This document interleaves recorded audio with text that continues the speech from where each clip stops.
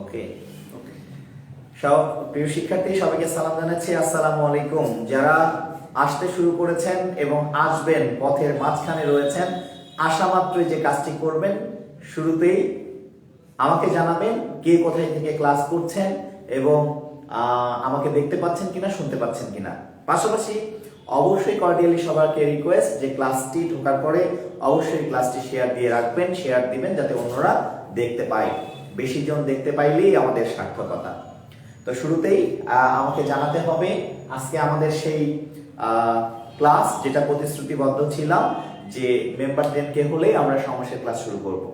এখন সমাসের ক্লাসটা আমি চেষ্টা করব অনেক ডিপলি নেওয়ার জন্য, কারণ এখানে অ্যাডমিশন ক্যান্ডিডেট রয়েছেন, এখানে বিসিএস পরীক্ষার্থীও থাকতে পারে, চাকরি পরীক্ষার্থী থাকতে পারে। সুতরাং আমি এর ডিটেল ক্লাস নেওয়ার চেষ্টা করব যতটা বোঝানো সম্ভব হয় আর কি সমাজ নিয়ে। তো সমাজ নিয়ে যাদের সমস্যা তারা দ্রুত চলে আসেন এবং অবশ্যই আমাকে একটু জানান যে সবাই শুনতে পাচ্ছেন কিনা। বগুড়া থেকে দেখতে পাচ্ছি আলামিন, আল মামুন, তুহিন রাজশাহী থেকে এটা একটু ব্যাক করে দাও। সবাই আসতে থাকেন এবং শেয়ার দেন। আমরা ক্লাস শুরু করব সমাসের। হ্যাঁ ঠিক আছে, দেখা যাচ্ছে। আচ্ছা, সবাই কি কমেন্টস করছে? সবাইকে একসাথে ওয়ালাইকুম আসসালাম। ইমরুল কায়েস রাজশাহী থেকে ওয়ালাইকুম আসসালাম। সবাইকে একটু আমাকে জানাবেন যে আপনারা শুনতে পাচ্ছেন কিনা। আমিনা আক্তার দেখতে পাচ্ছি দিনাজপুর থেকে, সাবরিনা মমতাজ আমার স্টুডেন্ট, রাজশাহী থেকে আসাদুজ্জামান। ওকে ফাইন, সবাই শেয়ার কমেন্টস যতটা বেশি দিবেন তত বেশি শিক্ষার্থী এখানে দেখার সুযোগ পাবে। হ্যাঁ, কিন্তু এখানে দেখা যাচ্ছে না যে কতজন আছে। কি ওকে, আরো শেয়ার। হ্যাঁ, আরো শেয়ার। চলেন আমরা ক্লাসে চলে যাই। অনেক কথাবার্তা হলো। সমাসের শুরুতেই সমাস নিয়ে শিক্ষার্থীদের যে ধারণা, সে প্রগতিশীল যে ধারণা, সেটি পরিবর্তন ঘটাতে হবে। প্রথমে সমাস নিয়ে আমি আজকে প্রথমে আপনাদের ফিল করানোর চেষ্টা করব, সমাস নিয়ে বোঝানোর চেষ্টা করব সমাস জিনিসটা কি, সমাসের আজকে প্রাথমিক কনসেপ্টগুলো জেনে নিতে হবে। সমাস চেনার জন্য যে রাস্তাটাতে যেতে হবে সেই রাস্তায় আপনাকে আসতে হবে, তাহলে সবাই ভালো চিনতে পারবেন। সমাসের ক্ষেত্রে একটু মনে করে দেখেন, সমাস কিন্তু আপনাকে একটি শব্দ দেওয়া হবে এবং সেই সমাসের শব্দটির সমাস নির্ণয় করতে হবে। তো শিক্ষার্থীরা শুরুতেই সমাস পড়ার সময় যে কাজটি করে, ব্যাস বাক্য কিভাবে করবো সেটা নিয়ে অনেক বেশি টেনশন করে। হ্যাঁ, তো আগে ভাই সমাসটা কি এটা কিন্তু আপনাকে চিনতে হবে। হ্যাঁ, তাহলে আমরা প্রথমে চেনার চেষ্টা করব, বোঝার চেষ্টা করব সমাস জিনিসটা কি। তো কোনো বেসিক ছাড়াই প্রথমে আমি সমাসটা নিয়ে আপনাদেরকে ফিল করানোর চেষ্টা করছি। ইন জেনারেলি পুরাতন ব্যাকরণের সমাস 6 প্রকার, ছোটখাটো সমাস আরো কিছু রয়েছে, আর নতুন ব্যাকরণে বলা হয়েছে সমাসটা 4 প্রকার। তো আমাদেরকে 6 প্রকারটাই শিখতে হবে। কেন 4 প্রকার বলা হয়েছিল সেটির উত্তর আপনারা পাবেন। তো প্রথমে আসি সমাস নিয়ে প্রাথমিক কিছু কথাবার্তা যেগুলো জানবেন, তারপরে সমাসটা নিয়ে ফিলিংসে চলে যাব। সমাস কি করে? সমাস ভাষাকে সংক্ষেপ করে, 1 নম্বর তথ্য, এবং এটি পরীক্ষায় আসা তথ্য। সমাস সম্পর্কে একটা প্রাথমিক ধারণা দিয়েই আমি তারপর সমাসের ভিতরে ঢুকবো। সমাস ভাষাকে সংক্ষেপ করে, সংক্ষেপ করে, এটি পরীক্ষাতে আসা প্রশ্ন। সমাস ব্যাকরণের কোন অংশে আলোচিত হয়? সমাস ব্যাকরণের শব্দ তত্ত্বে আলোচিত হয়। তাহলে কোন তত্ত্বে আলোচিত হয়? শব্দ তত্ত্বে আলোচিত হয়। তাহলে সমাস ভাষা কি করে? সংক্ষেপ করে। সমাস শব্দের অর্থ আমরা জানি মিলন। সমাস শব্দের অর্থ কি? মিলন। এই সমাস কথাটির অর্থ হলো মিলন। তবে মনে রাখতে হবে এই মিলনটা হচ্ছে পদের মিলন। যেমন সন্ধি আপনার ধ্বনির মিলন। সন্ধি কিসের মিলন? ধ্বনির মিলন। আর সমাস হলো পদের মিলন। ওকে, এটা মাথায় রাখবো। তাহলে সমাস ভাষাকে সংক্ষেপ করে। সমাস কোন তত্ত্বে আলোচিত হয়? সমাস শব্দ তত্ত্বে আলোচিত হয়। শব্দ তত্ত্বের অপর নাম রূপতত্ত্ব এবং ইংরেজি হচ্ছে মরফোলজি। এবার আসেন 3 নম্বর বিষয়। সমাসকে বিশ্লেষণ করলে কি কি পাওয়া যাবে? বিশ্লেষণ মানে এর গাঠনিক রূপ, অর্থাৎ গঠনগত রূপ। সমাসকে ভাঙলে পাওয়া যাবে হচ্ছে সম যোগ অস যোগ অ। এটি হচ্ছে সমাসের গাঠনিক রূপ, অর্থাৎ সমাসকে বিশ্লেষণ করলে, ভাঙলে যেটা পাওয়া যাবে সেটা হচ্ছে সংযোগ অস যোগ অ। সুতরাং আপনারা বুঝতেই পারছেন এটি প্রত্যয় সাধিত একটি শব্দ, প্রত্যয় সাধিত। যদি বলা হয় সমাস কি সাধিত, সমাস হলো প্রত্যয় সাধিত। তাহলে সমাস শব্দের অর্থ সংক্ষেপণ বা মিলন। সমাস শব্দের অর্থ সংক্ষেপণ বা মিলন। কার মিলন? পদের মিলন। সমাস ভাষাকে সংক্ষেপ করে, শব্দতত্ত্বে এটি আলোচিত হয়। সমাসের বিশ্লেষণ বা গঠন হলো সংযোগ অসযোগ, সুতরাং এটি প্রত্যয় সাধিত। সমাস শব্দটি কোন ভাষার? এটি হলো সংস্কৃত বা তৎসম ভাষার শব্দ। তৎসম, আমি এর আগের ক্লাসে আপনাদের বলেছি ব্যাকরণ শব্দটি তৎসম ভাষার।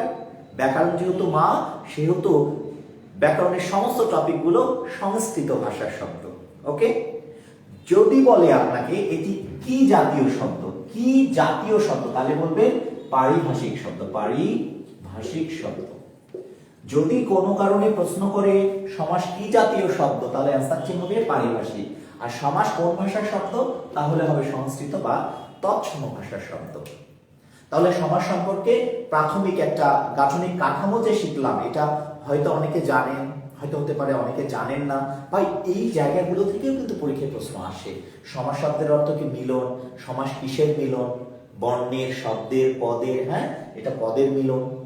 সমাসটা ভাষাকে কি করে? সংক্ষেপ করে। এটি শব্দতত্ত্বে বা রূপতত্ত্বে আলোচিত হয়। এর বিশ্লেষণ বা গঠন হলো সংযোগ অসযোগ, অর্থাৎ এটি প্রত্যয় সাধিত শব্দ। এখানে প্রত্যয় রয়েছে, দেখতে পাচ্ছেন। এরপরে এটি কোন ভাষার শব্দ? সংস্কৃত বা তৎসম, এবং এটি পারিভাষিক শব্দ। এই গ্রুপে যারা এসেছেন, আপনার সমস্যা সম্পর্কে সমাস অনেকেই শুরু করে এই সমাস শুরু করে দিলাম তা না ভাই। সমাসের যত ধরনের প্রশ্ন আসতে পারে সব ধরনের প্রশ্ন নিয়ে আমি আপনাদের সাথে আলোচনা করব। আপনাদের দায়িত্বটা হলো সুন্দর করে নোট নেওয়া, আমার সাথে থাকা, এবং প্রতিটা সমাস চেষ্টায় থাকবো যেন আপনারা এই সমাসটাকে সহজ ভাবতে শুরু করেন। সেই জায়গাটা আমরা আমাদের ক্লাসের মাধ্যম দিয়ে দিতে চাই। শুধু আপনাদের দায়িত্ব ঠিকঠাক মতো শেয়ার করা এবং পাশে থাকা এবং নোট নেওয়া। ওকে, ঠিক আছে। প্রাথমিক আলোচনা, এই জন্য আমি একটু স্লো কথা বলেন প্লিজ। নাহিদ হাসান, জি ভাই। Okay, Abdur Razzak, love you sir, love you too sir. আপনাকেও একটু স্লো। ওকে, হ্যাঁ অবশ্যই একটু স্লো। প্রাথমিক ধারণা তো এগুলো সহজবোধ্য, তাই একটু ফাস্ট ছিলাম আর কি। এবার আমরা সমাসের মূল আলোচনায় চলে যাব। এর প্রকারভেদ বা সমাসটা কিভাবে আপনি চিনবেন, বা এর ব্যাসবাক্যগুলো কিভাবে বোঝা যায়। তো নিশ্চয়ই এটুকু নোট সবার নেওয়া হয়েছে। কেউ নোট নিতে ব্যর্থ হলে আবার ক্লাসটা রেকর্ড থাকবে, আপনারা এটি আবার করে নিতে পারবেন। ওকে, এবং আমি প্রতিটা শব্দই দুইবার করে রিপিট করছি, সুতরাং পারবেন। তাহলে সমাস কিসের মিলন? পদের মিলন। সমাস কি করে? ভাষাকে সংক্ষেপ করে। তাহলে সমাস শব্দের অর্থ কিন্তু মিলন, বা সমাস শব্দের অর্থ সংক্ষেপণ। এটি কি সাধিত? এটি হলো আমাদের প্রত্যয় সাধিত। এইবার আসেন, অনেকের ভিতর যদি ধারণা থাকে সমাস পড়ে আমার কি লাভ হয়, সমাস কি কাজে দেয়, পরীক্ষায় আসে এইটুকুই না। সমাস আমাদের ভাষাকে আগেই সংক্ষেপণ করে দিয়েছে, আগে এটি আমাদেরকে সহজ করে দিয়েছে। না হলে আমাদেরকে কথায় কথায় অনেক বেশি কথা বলতে হতো। আমাদেরকে বলতে হতো, এই দোস্ত বিদ্যার নিমিত্তে আলোয় যাবি না, বিদ্যার নিমিত্তে আলোয় যাবি না। দেখেন, সেই কথাটা সমাসের বদলতে আপনি পেয়েছেন কি? বিদ্যালয়। আপনাকে বলতে হতো শিক্ষা বিষয়ক মন্ত্রী এটা কি ধরনের কথা বলল, শিক্ষা বিষয়ক মন্ত্রী বলতে হতো। সমাসের কল্যাণে আমরা পেয়েছি শিক্ষা বিষয়ক মন্ত্রী থেকে শিক্ষামন্ত্রী। ভাই আপনি কি ঘরে আশ্রিত জামাই? বলতে হয় না, ঘর জামাই বললেই বুঝে যায় মালটা কি। তো আশা করি বুঝতে পেরেছেন, সমাস আগে আমাদেরকে সংক্ষেপণ করে অনেক শব্দ উপহার দিয়েছে। এখন শিক্ষার্থীদের পরীক্ষার জন্য যে বিষয়টি নজরে আনতে হবে, ভাই প্রথম কথা মনে রাখবেন, সমাস কিন্তু একটা শব্দ দিবে, আপনাকে প্রথমে চিনতে হবে এটি কোন সমাস। আপনি যদি চিনতে পারেন এটি কোন সমাস, তাহলে পারে আপনার কিন্তু ব্যাসবাক্যটা তারপর শিখতে হবে, বা আপনি পারবেন। সমাস পারলে তারপর ব্যাসবাক্য পারবেন, সে ব্যবস্থা হবে। এরপরে ব্যাসবাক্য পারলেই বা সমাসটা চিনতে পারলেই কিন্তু আপনার সফলতা। তো সমাস নিয়ে বেসিক অবশ্যই আজকে পাবেন, তবে সমাসের শুরুতেই কয়েকটা কথা বলবো, মনোযোগ দিয়ে শুনতে হবে, ফিল করতে হবে। পড়াটাকে ফিল করতে হয়, পড়াটা বোঝার জন্য পড়াটাকে নিজের করতে আপন করতে হয়। ধরে নেন সমাস এখন আপনার গার্লফ্রেন্ড বা বয়ফ্রেন্ড, তাই এটাকে ফিল করার চেষ্টা করবেন। ঠিক আছে, সমাস সম্পর্কে কোনো বেসিক ছাড়াই বলছি। সমাস মনে রাখবেন, একটি পদের সমাস হবে না। কয়টি পদের সমাস হবে না? একটি পদের সমাস হবে না। অর্থাৎ আপনি যদি দেখেন একটি পদ, তাহলে বুঝতে হবে এটি সমাস হবে না। অনেকটা দেখতে একটি পদ, কিন্তু একটি পদ নয়, কয়েকটা পদের সমন্বয় আছে তার ভিতরে। তাহলে সমাস সম্পর্কে প্রথম কনসেপ্টটা কি বলেন তো? একটি পদের সমাস হবে না। সমাস হতে মিনিমাম দুটি পদ লাগবে। কয়টি পদ লাগবে? দুটি, অথবা দুটি পদ একসাথে মিশে থাকবে। হ্যাঁ, তাহলে কি করলাম? প্রথম কথা, সমাস একটি পদের হবে না, সমাস হতে মিনিমাম দুটি পদ লাগবে। তারপরে আমরা সমাসের এতে যাব। তাহলে এই কথাটা যদি হয় ঠিক, তাহলে বলেন মা, এর কি সমাস হবে? হবে না। বুঝতেই পারছেন আমার কথা অনুসারে এর সমাস হবে না, কেননা এখানে একটি পদ রয়েছে। তাহলে সমাস হতে আপনার লাগবে আরো একটি পদ, বাবা। ওকে, প্রথমেই আমরা সমাস জিনিসটা কি আমি প্রথমেই বলেছি, আপনাকে ফিল করতে হবে। সেই ফিলের জায়গাটাতে আমি নিয়ে যাচ্ছি।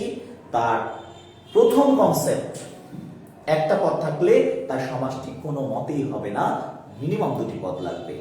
এখন কোন শিক্ষার্থী আমাকে বলে বসলো, ভাইয়া এই যে সপ্তর্ষি, আমার তো মনে হচ্ছে এখানে একটি পদ। না, একটি পদ না ভাইয়া, এটা সমাসের কল্যাণে সংক্ষিপ্ত হয়েছে, একসাথে হয়েছে। হ্যাঁ, সেটি হলো এখানে একটি পদ রয়েছে সপ্ত, আর একটা পদ রয়েছে ঋষি, সুতরাং দুটি পদ মিলেই হয়েছে সপ্তর্ষি। তার মানে বুঝতে হবে এখানে দুটি পদ মিনিমাম আছে। হ্যাঁ, তবে দুটির বেশি পদও থাকতে পারে, আমি বলি নাই যে দুটির বেশি পদ থাকা যাবে না, তবে মিনিমাম দুটি থাকবে। ওকে, তাহলে কয়টা পদের সমাস হবে না? একটা পদের সমাস হবে না। সমাস হতে কয়টা পদ লাগবে? মিনিমাম দুইটা পদ লাগবে। তাহলে মা এর সমাস হবে না, মিনিমাম একটা পদ লাগবে, বা। এবার আমি লিখলাম বড়, এর কি সমাস হবে ভাই? হবে না, মিনিমাম লাগবে আরেকটা বড় মা। আমি যদি বলি হাত, এর কি সমাস হবে? না, মিনিমাম একটা পদ লাগবে, পা। আমি যদি বলি হাত, তাহলে এর কি সমাস হবে? না, মিনিমাম একটা পদ লাগবে কি? ঘড়ি। আমি যদি বলি ঘর, এর কি সমাস হবে? না, মিনিমাম একটা পদ লাগবে, জামাই। আমি যদি বলি নব, এর কি সমাস হবে? মিনিমাম একটা পদ লাগবে, বধূ। আমি যদি বলি ডাল, এর সমাস হবে? না, মিনিমাম একটা পদ লাগবে, চাল। আমি যদি বলি চাল, এর সমাস হবে না, মিনিমাম একটা পদ লাগবে হচ্ছে কুমড়া। আমি যদি বলি মুখে, এর সমাস হবে না, মিনিমাম একটা পদ লাগবে, ভাত। আমি যদি বলি গায়ে, এর সমাস হবে না, মিনিমাম একটা পদ লাগবে কি? হলুদ। তাহলে আমার প্রথম কনসেপ্ট যেটা, প্রথম বিষয় বোঝানোর চেষ্টা করছে, যেটা যখনই সমাস থাকবে, সমাস চেনার জন্য আপনাকে বুঝে নিতে হবে মিনিমাম দুইটা পদ দেখা যাবে অথবা একসাথে থাকবে, বেশি পদও থাকতে পারে। এখন সমাস সম্পর্কে প্রথম যে ব্যাপারটা, আমরা কিন্তু আলোচনায় আছি ভাই, আমরা কিন্তু সমাসের ক্লাসিফিকেশন এখনো ঢুকি নাই, আমরা আলোচনায় আছি সমাস নিয়ে। কারণ সমাস জিনিসটা কি, এই ফিল্ডটা আগে তৈরি করে নিতে হবে, তারপর আমরা ক্লাসিফিকেশনে যাব। ইন জেনারেলি আমরা কিন্তু জানি সমাস হচ্ছে 6 প্রকার, তাই না? মোট 6 প্রকার পুরাতন ব্যাকরণ অনুসারে। সেটা কি কি? দ্বন্দ্ব, দ্বিগু, তৎপুরুষ, কর্মধারায়, বহুব্রী এবং অব্যয়ীভাব। তো এই 6টা সমস্যার ভিতরে প্রথমে আমি আপনাকে 3-4টা সমস্যা সম্পর্কে একটা ধারণা দেওয়ার চেষ্টা করছি। ফিল করবেন, আগে সমাসটা চিনতে পারেন কিনা সেটা আগে দেখেন, তারপরে বেসিক, তারপরে ক্লাসিফিকেশন। এই 6টার ভিতরে 3-3টা সমাস এখান থেকে আমরা একটু দেখার চেষ্টা করব। হ্যাঁ, তাহলে সমাস হতে কয়টি পদ লাগে? মিনিমাম দুটি পদ লাগে। কয়টি পদ? দুটি পদ লাগে। কয়টা পদের সমাস হয় না? কয়টা পদের সমাস হয় না? একটা পদের সমাস হয় না। তাহলে এবার আসেন, এই যে 6 প্রকার সমাস রয়েছে, এই 6 প্রকার সমাসের ভিতরে ফিল দেওয়ার চেষ্টা করব। সবাই নোট নেন, এবার নোট নেন। এবার 6টার ভিতরে 3টা সমাস আপনাকে ফিল করাবো, নোট নেন সবাই। সবাই রেডি হন, নোট নেন। রেডি সবাই? জানান আমাকে রেডি কিনা সবাই। ফিল নেন এবং রেডি হওয়ার চেষ্টা করেন। এবার সমাস চেনানোর জন্য, ফিল করানোর জন্য নোট নেন সবাই, খাতা কলম নিয়ে রেডি হন। এখন যে কথাবার্তাগুলো বলবো সেগুলো আপনাকে সমাস চেনাতে সহযোগিতা করবে, তারপর আমি বেসিকে যাব। ওকে, এবং দয়া করে সবাই ক্লাসটি শেয়ার দেন। আজকে উপস্থিতি খুবই কম, খুবই কম, মাত্র 80-81 জন। আমি তো ভাবছিলাম 100-150 চলে আসবে। শেয়ার দেন ক্লাসটা সবাই, এবং রেডি তো সবাই? এখান থেকে 6টা সমাসের 3টা ফিল করাবো আপনাদের। রেডি? সমাস হতে কয়টা পদ লাগছে? 2টা পদ লাগছে। আপনি যদি দেখেন আপনার চোখের সামনে সমাস নির্ণয় করতে দিয়েছে এবং 2টা শব্দ আছে, 2টা পদ আছে, 2টা পদ যদি 2টা আলাদা জিনিস হয়, 2টা আলাদা শব্দ, আলাদা জিনিস, আলাদা বিষয়, দুটো আলাদা আলাদা জিনিস বোঝাচ্ছে, তাহলে কোনো কথা হবে না, সেটা হবে দ্বন্দ্ব। নোট নেন, 2টা শব্দ, 2টা আলাদা জিনিস, দ্বন্দ্ব। 1 নম্বর বিষয়, তাহলে দ্বন্দ্বের বিষয়টা মাথায় ঢোকাই নেন। 2টা শব্দ, 2টা আলাদা জিনিস, আলাদা আলাদা জিনিস, দ্বন্দ্ব। 2 নম্বর পয়েন্ট লেখেন। 2 নম্বর পয়েন্ট হচ্ছে শব্দ আপনার সামনে দুটোই থাকবে, কিন্তু জিনিস একটা বোঝাবে বা একটা বিষয়কে বোঝাবে, তাহলে সেটা হবে কর্মধারয়। আবার বলছি, শব্দ 2টা দেওয়া আছে, 2টা শব্দ দ্বারা একটা ব্যক্তিকে একটা জিনিসকে বোঝালে সেটা হবে কর্মধারয়। 2 নম্বর পয়েন্ট। তাহলে 2টা শব্দ 2টা জিনিস কি? 2টা শব্দ 2টা আলাদা জিনিস কি? দ্বন্দ্ব। 2টা শব্দ জিনিস একটা কি? কর্মধারয়। এবার শব্দ দেওয়া আছে দেখবেন 2টা, কিন্তু জিনিস একটাও না, জিনিস একটাও না, 2টা শব্দের একটাও বোঝাচ্ছে না, অন্য কোনো কিছু বোঝাচ্ছে, তাহলে বহুব্রীহি। তাহলে কি? বহুব্রীহি। কথাটা আবার বলছি, নোট নেন। এখন ফিল করতে হবে যে আমি দেখা মাত্রই 3টা সমাস আগে চিনে ফেলবো, এই ফিলটা আপনাকে করতে হবে। তাহলে শব্দ 2টা আলাদা আলাদা 2টা জিনিস বোঝালে দ্বন্দ্ব। শব্দ 2টা দেখা যাচ্ছে, 2টা শব্দ দেখা যাচ্ছে, জিনিস একটা বোঝাচ্ছে, তাহলে হবে কর্মধারয়। আর শব্দ 2টা দেখাচ্ছে, জিনিস একটাও বোঝাচ্ছে না, তাহলে হবে বহুব্রীহি। তাহলে চলেন এবার আমরা এর ভিতর থেকে এই 3টা সমাস কারা কারা খুঁজে বের করব। ওকে, সবাই রেডি? দেখেন, মা একটা শব্দ, বাবা একটা শব্দ। শব্দ কয়টা? 2টা। মা আর বাবা 2টা আলাদা জিনিস না? তাহলে 2টা শব্দ দ্বারা 2টা আলাদা আলাদা ব্যক্তি, বস্তু, জিনিস হলে সেটা হয়ে যাবে আমাদের দ্বন্দ্ব, দ্বন্দ্ব, দ্বন্দ্ব। ওকে, ঠিক আছে? আমি সমাস চিনবো, আমি ব্যাসবাক্য জানি না, পূর্ববর্তী পর্বত কিছু জানি না, কিন্তু সমাস চিনতে হবে। এইবার দেখেন নিচেরটা দেখেন, আমি যদি বলি বড় একটা শব্দ, মা একটা শব্দ, এখানে শব্দ কয়টা আছে? 2টা। এখানে ব্যক্তি কয়টা আছে? একটা। তাহলে এটি হবে কর্মধারয়। এবার আপনারা ফিল করতে থাকবেন এবং আমার সাথে সাথে বলতে থাকবেন, হাত পা। ভাই শব্দ কয়টা? 2টা। হাত একটা শব্দ, পা একটা শব্দ। জিনিস কয়টা? 2টা। হাত একটা জিনিস, পা আরেকটা জিনিস। 2টা শব্দ, 2টা আলাদা জিনিস, তাহলে আমরা এটাকে কি বলে ফেলবো? দ্বন্দ্ব। এইবার আমাদের এইখান থেকে কোন একটা ভাই, কোন একটা কেউ দোকানে যায় হাত ঘড়ি চেয়েছে, যে ভাই আমাকে একটা হাত ঘড়ি দেন। আপনাকে কি ভাই কেউ হাত দিবে? ভাই হাত দিবে না ঘড়ি দিবে? ঘড়ি দিবে। তাহলে শব্দ একটা হাত আর একটা শব্দ ঘড়ি, কিন্তু এই দুটো শব্দ দ্বারা আসলে হাত ঘড়ি দ্বারা কি মানুষ হাতকে বোঝায় না ঘড়িকে বোঝায়? হাত ঘড়ি 2টা শব্দ, জিনিস কয়টা? একটা। তাই এটি কি হবে? কর্মধারয়। আপনাকে মাথায় রাখতে হবে এই কনসেপ্টটা। ওকে, ফিল করতে হবে কনসেপ্টটা। এইখানে আসেন, আপনি দোকানে যায় ডাল এবং চাল চাইলেন, তাহলে ডাল চাল চাইলে নিশ্চয়ই একটা দিবে না? ডালও দিবে, চালও দিবে, তার মানে 2টা আলাদা জিনিস। সুতরাং এটি দ্বন্দ্ব ছাড়া আর কিছুই নয়, অন্য কোনো বৈশিষ্ট্য এর নাই। দ্বন্দ্বের একটাই বৈশিষ্ট্য, 2টা জিনিস, 2টা আলাদা শব্দ। আপনি যদি দোকানে যায় চা বিস্কুট চান, তাহলে অবশ্যই আপনাকে চাও দিবে, বিস্কুটও দিবে। শব্দ 2টি, জিনিসও 2টি, তাহলে অবশ্যই দ্বন্দ্ব, দ্বন্দ্ব, দ্বন্দ্ব। কিন্তু একটু ভালো করে খেয়াল করেন তো, আপনি যদি দোকানে যায় চাল কুমড়া চান, নিশ্চয়ই দোকানদার তার বাড়ির চাল খুলে আপনাকে দিবে না, দোকানদারের কাছে কুমড়োটি আছে সেটি দিবে। তাহলে চাল একটা শব্দ, কুমড়ো একটা শব্দ, কিন্তু জিনিস কয়টা ভাই? চাল কুমড়া জিনিস কয়টা? একটা। তার মানে এই জিনিসটা হবে হচ্ছে কর্মধারয়। এবার ঘর জামাই নববধূ, একটু খেয়াল করেন। আমি যদি বলি আমি ঘরে নববধূ এনেছি, আমি ঘরে নববধূ এনেছি, বাসায় জিনিস কয়টা নিয়ে আসছি ভাই?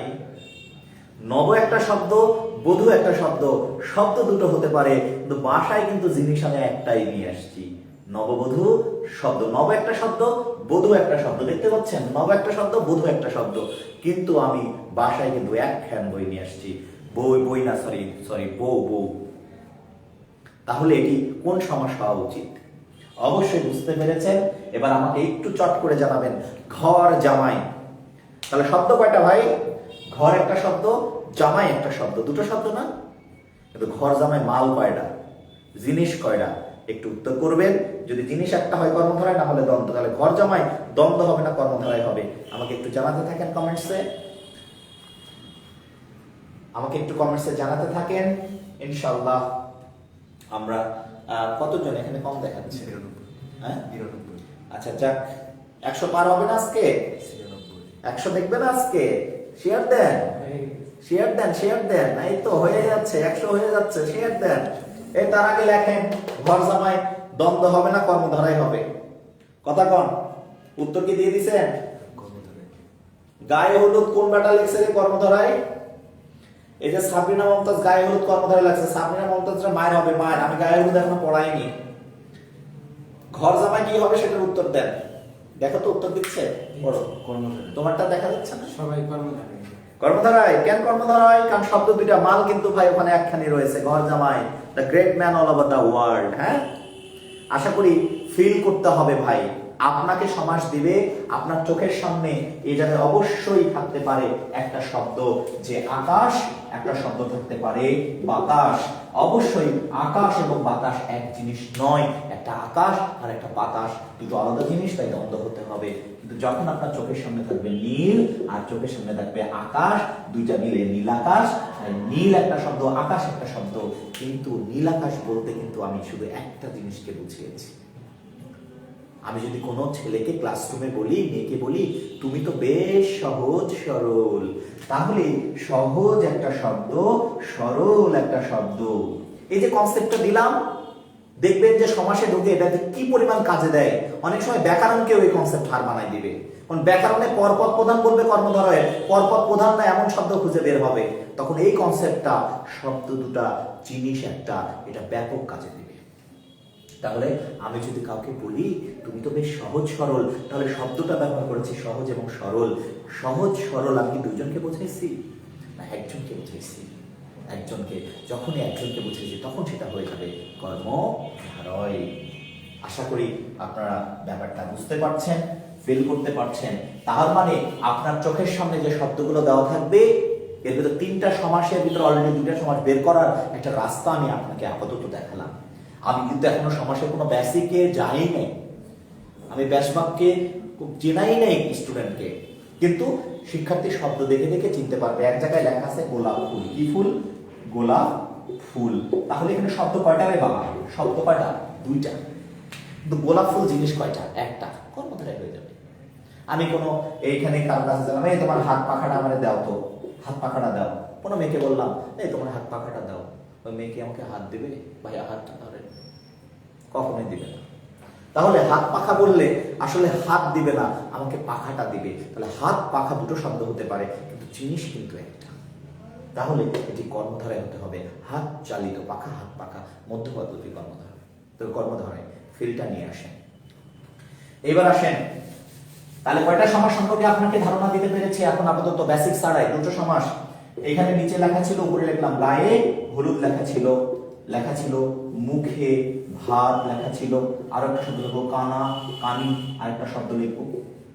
দেখেন এখন এই গ্রুপে যারা ক্লাস করছেন তারা যদি চিন্তা করে আজকে রাতে এই কামটা সারবো, আজকে হলুদ কিনবো, গায়ে মারবো, আমার কাম হয়ে গেছে। আপনি ভাই সারা রাত গায়ে হলুদ মারেন, কাম কিন্তু আপনার হবে না। কারণ এখানে একটা শব্দ আছে গায়ে, একটা শব্দ আছে হলুদ। কিন্তু গায়ে হলুদ মানে আপনি যতই গায়ে হলুদ মারেন, আপনি গায়ে তো হলুদ হয়েছে, কিন্তু আপনার কি গায়ে হলুদ হবে? হবে না। এর কারণ হলো গায়ে হলুদ মারলে গায়ে হলুদ হয় না। কারণ গায়ে হলুদ মানে গায়ে হলুদ দিলেই না, এটি একটি অনুষ্ঠানের নাম। এটা গায়েও না হলুদও না, এটা কিসের নাম? অনুষ্ঠানের নাম। যে ছেলে মেয়ের গায়ে হলুদ, সকাল থেকে সারাদিন ওই গায়ে হলুদ না দিলেও বলবে এই ছেলেটার আছে গায়ে হলুদ, কিন্তু দেখবেন ওর গায়ে কোনো হলুদ লাগেইনি, কিন্তু তার গায়ে হলুদ। এর মানে বোঝাচ্ছি, গায়ে হলুদ মানে তো ভাই গায়ে হলুদ বোঝাচ্ছে না, এটা একটা অনুষ্ঠানের নাম। আর কেউ যদি মনে করে আজকে রাতে মুখে ভাত দিব, আমার মুখে ভাত হবে, তো মুখে তো ভাত দিবেন, আপনি নাকে দিবেন নাকি? মুখেই দিবেন না, মুখে দিবেন, তার মানে কি আপনার আজকে মুখে ভাত হয়ে যাবে? মোটেই না। তার মানে মুখে ভাত শব্দ দুইটা দেখা যাচ্ছে। মুখে ভাত দিলে তো আজকে রাতেই কামড়া হইতো আর প্রতিদিনই কামড়া হইতো, কিন্তু মুখে ভাত কিন্তু হয় না। কারণ মুখে ভাত মানে মুখে ভাত না, এটা কিসের নাম? এটি অনুষ্ঠানের নাম। আমি বলেছি দুইটা পদের একটাও যদি না বোঝায় তাহলে কোন সমাস? বহুব্রীহি। বহুব্রীহি। দেখেন এখানে একটা কি শব্দ লেখা আছে? কানা। কানা, কানা চেনেন? এই যে কানা। আর কানি চেনেন না? এই যে কানি। মেয়ে মানুষ হলে কানি, বেটা ছেলে হলে কানা, যে চোখে দেখে না। তো এইখানে কানা একটা শব্দ, কানি একটা শব্দ। ভাই ওখানে কি একটা কানা কানি আসছে? হ্যাঁ আসছে? আসে নাই। কানা কানি মানে গোপন পরামর্শ। কানা লোককেও বোঝায়নি, কানি মহিলাকেও বোঝায়নি। এটা দ্বারা একটা গোপন পরামর্শ, ফিসফাস ফিসফাস মেয়েরা যেটা মাঝে মধ্যে করে, কানা। এই মেয়েরা আবার রাগ করবেন না, ঘোড়ার দিনের ক্লাসই করব না, এখানেই আমার দোষ দিল। তো ভাই কানা কানি মানে একটা কানা লোক একটা কানি মহিলা নাই এখানে, এটা দ্বারা একটা গোপন পরামর্শ বোঝাচ্ছে ভাই। তাহলে দুটি পদের একটিও যদি না বোঝায় আপনাকে ফিল করতে হবে ব্যাপারটা হলো বহুব্রীহি। তাহলে শব্দ দুইটা, জিনিসও দুইটা। যখন চোখের সামনে দেখবেন লেখা আছে হাট বাজার, হাট আর বাজার দুইটা শব্দ। হাট সপ্তাহে 2 দিন বসে, বাজার কিন্তু প্রতিদিন বসে। ধনী গরিব, ধনী একটা শব্দ, গরিব একটা শব্দ। বুঝাতে পারছি ভাই? বুঝতে পেরেছেন? 3টা সমাসের ফিল নিন। আমরা এখন চলেন সমাসে ফিরে যাবো। মোট 6টা সমাস তো ভাই, 6টা সমাস শেখাইতে হবে আপনাদের। আমি শেখাবো ভাই, একটা একটা করে ধরে ধরে শেখাবো। কিন্তু এই যে 6টা সমাসের শুরুতেই আপনাকে যে কনসেপ্টটা ঢোকালাম, যে দুটা শব্দ দেখা মাত্রই যদি আলাদা আলাদা শব্দ হয় আলাদা অর্থ দেয়, উঁচু নিচু এক জায়গায় দেখতে পাচ্ছেন, তাহলে আপনাকে বুঝতে হবে উঁচু আলাদা জিনিস, নিচু আলাদা জিনিস, সুতরাং এটি দ্বন্দ্ব। কিন্তু আপনাকে যদি বলে মহানবী, আপনাকে এটা বুঝতে হবে এখানে দুটো শব্দ, একটা হচ্ছে মহান, একটা হচ্ছে নবী। কিন্তু মহানবী দ্বারা একজন ব্যক্তিকে বোঝাইছে, তাহলে এটি কর্মধারায় তো হবেই ভাই। শিক্ষামন্ত্রী বললে শিক্ষা বোঝায় না, মন্ত্রী খালি বোঝায়। শিক্ষামন্ত্রী শব্দ দুটো হতে পারে, তাই না? কিন্তু শিক্ষামন্ত্রী কিন্তু একজন ব্যক্তিকে বোঝাচ্ছে, শিক্ষা নয় মন্ত্রীটাকে বোঝাচ্ছে। শিক্ষামন্ত্রী দুটো শব্দ, জিনিস মানুষ একটা। ওকে, তাহলে তাহলে এই ফিলটা আপনাদের এসেছে কিনা, আপনারা ফিল কিছুটা পেয়েছেন কিনা সমাসের? যে শব্দ দেখে আমরা সমাস 3টা একটু চিনতে পারবো। ব্যাস বাক্য কি হবে সেটা তো পরে আসবো, আমি তো শেখাবো আপনাকে। একটু আমাকে জানাতে থাকেন সবাই দয়া করে, যে আপনার তোমার ওইটাতেই আটকে গেছে ঘটনা কি? কতজন আছে? 100 ক্রস করছিল। আচ্ছা, ক্রস করছিল, আবার ক্রস করবে, শেয়ার দেয় না তো। এই পাগলা পাগলিরা শেয়ার দিবে না কেন? ক্লাস করতে হবে না? সমাসের ক্লাস তো চলবে।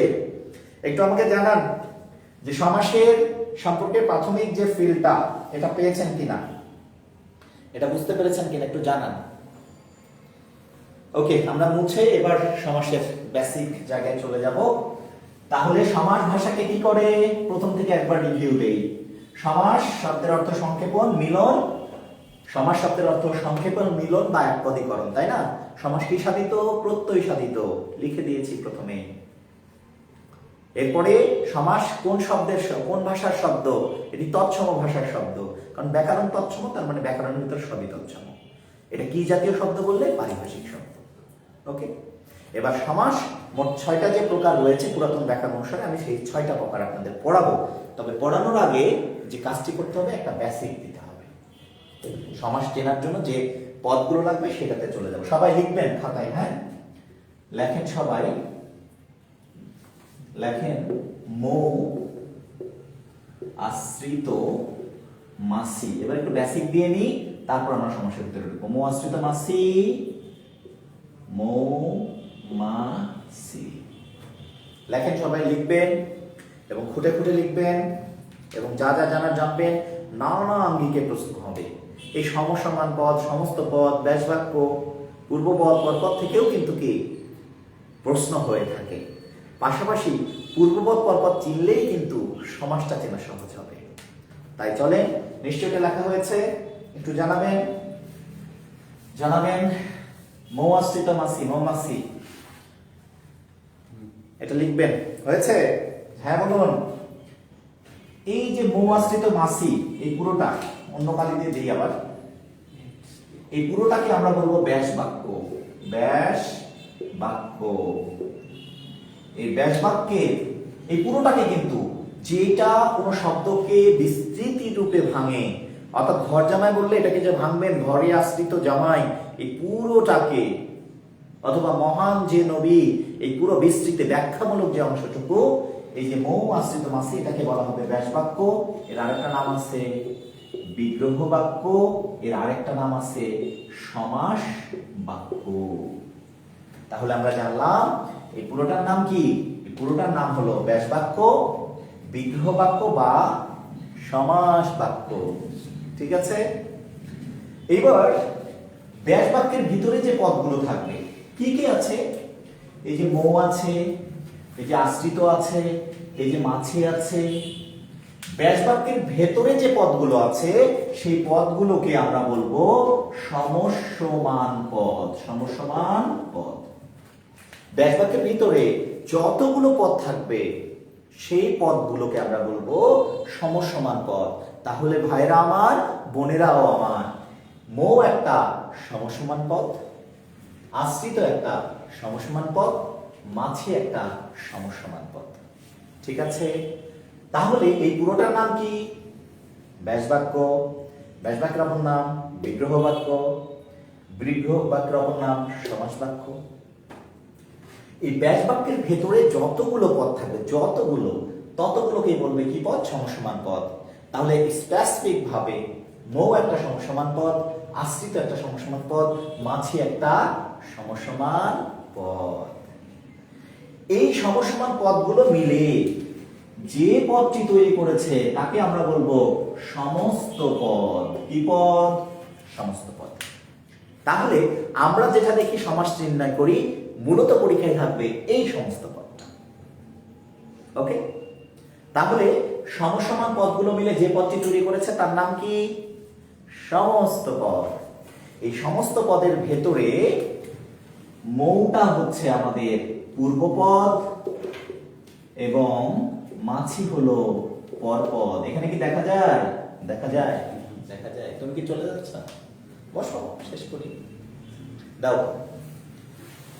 তাহলে যারা আছেন এটা হচ্ছে সমস্ত পদ। সমস্ত পদের প্রথমটা মৌটা হচ্ছে পূর্বপদ আর মাছি হলো পরপদ। ওকে? সবাই এই পর্যন্ত বুঝতে পেরেছেন কিনা আমাকে একটু জানাবেন।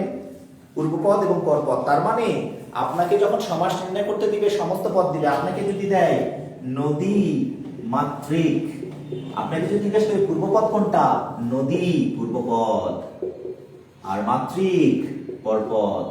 অর্থাৎ আপনি সমস্ত পদের ভিতরে গিয়ে পূর্বপদ এবং পরপদ খুঁজবেন, ব্যাস বাক্যের ভিতরে নয়। তাহলে আপনাকে যদি বলে মহানবী, তাহলে পূর্বপদ হচ্ছে মহান, পরপদ হচ্ছে নবী। আপনাকে যদি বলে জিন পরি, তাহলে পূর্বপদে কি আছে? জিন। পরপদে কি আছে? পরি। পরিমণি নাই কিন্তু, হ্যাঁ, পরি আছে। তাহলে এটা পূর্বপদ আর এটা পরপদ। ভাই, সমাস চেনার জন্য পূর্বপদ এবং পরপদ জানাটা খুব জরুরি, খুব জরুরি। এখন আপনারা সবাই বলেন, আপনারা পূর্বপদ আর পরপদটি চিনতে পেরেছেন কিনা, বুঝেছেন কিনা, একটু দ্রুত আমাকে জানাবেন। তাহলে আমরা সমাস কেন 4 প্রকার সেটা বলার চেষ্টা করব। সমস্যা এটা দেখা যাচ্ছে, এটাই ভালো দেখা যাচ্ছে। আটকে গেছে যে এটাতে নিজের কমেন্টস নেই। নেক্সট এখানে ফার্স্ট কমেন্ট আছে, আপনি কমেন্ট একটু জানাতে থাকেন সবাই এবং সাথে থাকেন। উপর থেকে কমেন্ট আসতেছে। ও, জানাতে থাকেন সবাই। বুঝেছেন কিনা পূর্বপদ পরপদ এই যে বেসিক যে জায়গাটা, এটি সবাই বুঝেছেন কিনা একটু জানাবেন। আপনারা জানালেই আমি পরবর্তী স্টেপে আগাবো আর কি। এসে ববিতা আক্তার আসিয়া জি, এসে শান্তা জি, বুঝতে পেরেছি। পরিমণি হলে কি হবে? পরিমণি হলে এটা কে লিখছে? এটা কি কাম না নাকি? যাই হোক, পরিমণি হলে পরি হবে পূর্বপদ আর মণি হবে পরপদ। পরিমণি, হ্যাঁ, পরিমণি শব্দ দুটো, জিনিস কয়টা, মাল কয়টা? একটা, কর্মধারয় সমাস। ঠিক আছে? ওকে, ঠিক আছে। সবাই বুঝতে পেরেছেন। এই মাঝে মাঝে বাংলা তো দু একটা একটু অন কথা বলে ফেলি ভাই, হ্যাঁ, কেউ মাইন্ড করবেন না। বাংলা ক্লাসে মাইন্ড করলে শাইন করতে পারবেন না। হ্যাঁ ভাইরা আমার, বোনেরাও আমার, কেউ মাইন্ড করবেন না, হ্যাঁ? ঠিক আছে। তো চলে, এই যে বলে সমাস 6 প্রকার, পুরাতন ব্যাকরণে নতুন ব্যাকরণে 4 প্রকার, এটা কেমনি করলো ভাইয়া? তো সেটা আমরা একটু জেনেই আসি, সেটা জানার চেষ্টা করি। ওটা আসলে পদের ভিত্তিতে হয়েছে। কিসের ভিত্তিতে? পদের ভিত্তিতে হয়েছে। তাহলে সমাসের পূর্বপদ পরপদ যেহেতু বুঝছেন, সেহেতু আমাদের আর একটু জেনেই আমরা সমাসের ক্লাসিফিকেশনে ঢুকতে পারবো। হ্যাঁ, সবাই লিখবেন, নোট নিবেন। নোট পোস্ট করতে পারেন। হ্যাঁ, নোট করে পোস্ট করতে নোটও দেওয়া লাগবে। ওরে বাবা, ক্লাসও দেওয়া লাগবে, নোটও দেওয়া লাগবে। দারুণ ব্যাপার, দিব। আপনি আমাদের বলেন পোস্ট করতে গ্রুপে। হ্যাঁ, নোট করে, সবাই নোট করে গ্রুপে পোস্ট দিবেন। দেখবো কার নোটটা সবচেয়ে সুন্দর হয়েছে। আপনাদের সমস্যার উপর আমিও নোট পোস্ট করব, আপনারাও নোট করবে, পোস্ট করবেন। আমিও সমস্যার উপর আমার যে লেকচার শিট আছে সেটা পিডিএফ করেও পোস্ট করব। ঠিক আছে? সমানে সমান লড়াই চলবে, সমস্যার ক্লাস চলবে, লড়াইও চলবে। আপনি নোট নিবেন, আমি নোট নিব। আপনি আমরা মিলেই আসলে সমাজটা শেখার চেষ্টা করব। ওকে, এবার সংক্ষিপ্ত কিছু বিষয় সমাসে ঢোকার আগে আমরা জেনে নিব। সবাই লিখবেন, দ্বন্দ্বে, একটু নোট নিবেন, উভয় পদ প্রধান। দ্বন্দ্বে উভয় পদ প্রধান। দ্বন্দ্বে উভয় পদ প্রধান, ওই যে থিমটা মনে আছে? দ্বন্দ্বে উভয় পদ প্রধান বলতে কি বুঝিয়েছি? সমাস চিহ্ন করতে দেওয়ার সময় যে পূর্বপদ পরপদ থাকবে না দুটো, এই দুটো পদই প্রধান হবে, অর্থাৎ দুটোকেই বোঝাবে। ঠিক আছে? তাহলে দ্বন্দ্বে উভয় পদই প্রধান, পূর্বপদ এবং পরপদ দুটোই বোঝাবে, তাই উভয় পদ প্রধান। ওকে, 1 নম্বর। এইবার এইটা দেখেন, লিখবেন হচ্ছে দ্বিগু, খুব ক্লোজ করে আবার লিখবো হচ্ছে তৎপুরুষ, খুব কাছেই আরেকটা লিখলাম হচ্ছে কর্মধারয়। কর্মধারয়, এই 3টা সমাস। তাহলে দ্বন্দ্বে উভয় পদ প্রধান বলতে আমি বোঝাচ্ছি, আবারও বলি, পূর্বপদ এবং পরপদ যে দুটো রয়েছে না, দুটোই বোঝাবে, দুটোই প্রধান হবে, উভয় পদই প্রধান হবে। ওকে, এবার দ্বিগু, তৎপুরুষ, কর্মধারয়, এই 3টা সমাসে পরপদ প্রধান। তাহলে এই 3টা সমাসকে আমি একটু সংক্ষেপে লিখবো যাতে আপনাদের মনে থাকে খুব সহজে। সেটা হলো দ্বিতক। কি লিখবো? দ্বিতক। দ্বিতে দ্বিগু, ততে তৎপুরুষ, কতে কর্মধারয়। তাহলে দ্বিতকের ভিতর আমাদের মোট কয়টি সমাস রয়েছে বাবা? 3টি সমাস রয়েছে, দ্বিগু, তৎপুরুষ এবং কর্মধারয়। এই দ্বিতক মনে রাখবেন, দ্বিতক, দ্বিগু, তৎপুরুষ, কর্মধারয়, এই দ্বিতকে পরপদ প্রধান। পরপদ প্রধান, তার মানে মনে রাখতে হবে আমাদের 3টি সমাস রয়েছে, যে 2টি করে পদ দিয়ে সমাস নির্ণয় করতে দিব, সবসময় তার পর পদটি বোঝাবে, এই 3টা সমাসে বোঝাবে। তাহলে আপনার চোখের সামনে যদি মহিলা কলেজ একটা শব্দ থাকে, একটু ভাবেন তো, মহিলা কলেজ, আমি একটু লিখেই বলি, এই যে একটা শব্দ লেখা আছে মহিলা কলেজ। পূর্বপদ কোনটা আমরা সবাই জানি, মহিলা। পরপদ কোনটা? কলেজ। মহিলা কলেজ কি ভাই একটা মহিলা? একটা কি মহিলা? মহিলা কলেজ না, মহিলা না, অবশ্যই মহিলা কলেজ একটা কি কলেজ। তাহলে মহিলা কলেজ দ্বারা কিন্তু আমাদের কি বোঝাচ্ছে? মহিলা না বুঝে কলেজ বোঝাচ্ছে।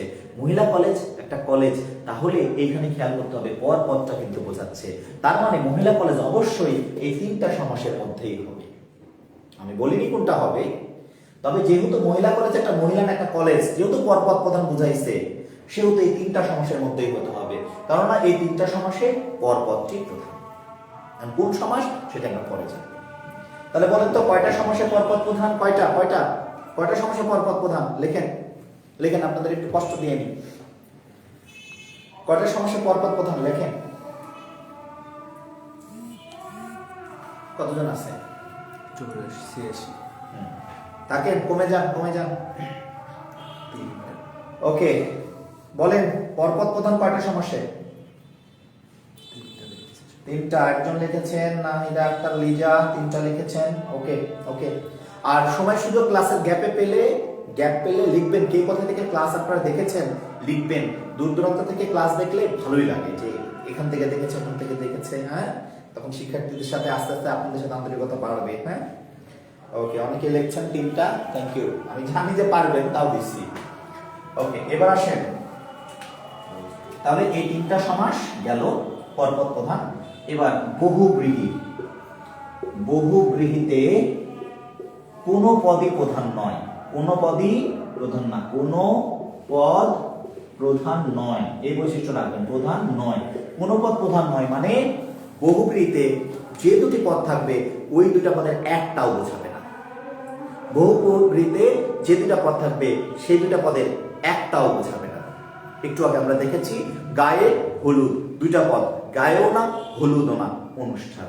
এইটা হলো বহুব্রীহির বৈশিষ্ট্য। ওকে, এবার এখানে একটা দেখতে পাবে, হ্যাঁ এখানে আরেকটু উপরে লেখেন। আচ্ছা, এই যে অব্যয়ীভাব, অব্যয়ীভাব, এই অব্যয়ীভাব সমাস লিখে লিখবেন পূর্বপদ প্রধান, পূর্বপদ প্রধান, পূর্বপদ প্রধান। তাহলে একটু যদি নিজেকে একটু আওড়াই নেওয়া যায়, একটাই সমাস আছে যার পূর্বপদ প্রধান, সেই সমাস কি? অব্যয়ীভাব। পূর্বপদ প্রধান একটাই সমাস আছে, অব্যয়ীভাব। কোন পদ প্রধান না এমন সমাস আছে একটাই, বহুব্রীহি। পরপদ প্রধান এমন সমাস আছে তিনটা, দ্বিগু তৎপুরুষ কর্মধারয়। আর দুইটা পদই বোঝাবে এমন সমাস আছে একটা, দ্বন্দ্ব। তাহলে পদের ভিত্তিতে সমাসটা কয় প্রকার দাঁড়ালো দেখেন। দ্বন্দ্ব যার দুটি পদ প্রধান, দ্বিতক যার পরপদ প্রধান, তাহলে পরপদের ভিত্তিতে সমাস এখানে কয়টা? একটা। আর কোন পদই প্রধান না এমন সমাস কয়টা?